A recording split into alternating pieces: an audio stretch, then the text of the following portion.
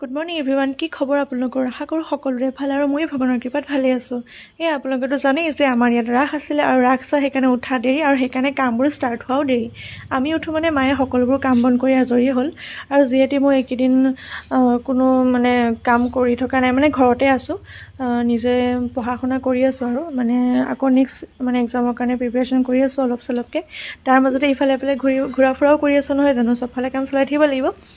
আৰু তাৰ কাৰণে মই ফেচবুক পেজটো খুলিলোঁ আৰু লগতে মোৰ আগৰ এটা ইউটিউব চেনেল আছিলে।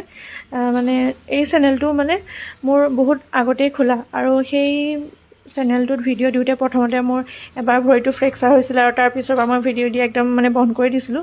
কিন্তু এতিয়া যিহেতু মই পেজো খুলি লৈছিলোঁ সেইকাৰণে পেজতো ভিডিঅ'টো দিয়া হৈছে আৰু লগতে ছেম ভিডিঅ'টো মই ইউটিউবতো দিওঁ আৰু আপোনালোকে মৰমো দিছে, সেইকাৰণে মোৰ বহুত বেছি ভালো লাগিছে। ভিডিঅ'বোৰ দিবলৈ মন যায় কিন্তু কি হয় এডিট কৰাৰ এলাহত থাকি যায়, কেতিয়াবা ভিডিঅ' কৰি দিয়া মানুহ নাথাকে আৰু নিজে ভিডিঅ' বনাই পেলাই আকৌ পিছত এডিট কৰিবলৈ সময় নিমিলেগৈ। আৰু মই এইকেইদিন ভিডিঅ' বনাই থৈ দিয়া আছে কিন্তু মই এডিট কৰাৰ এলাহত তেনেকৈ থাকি গৈছে আৰু কেতিয়াবা সময়ো নহয়।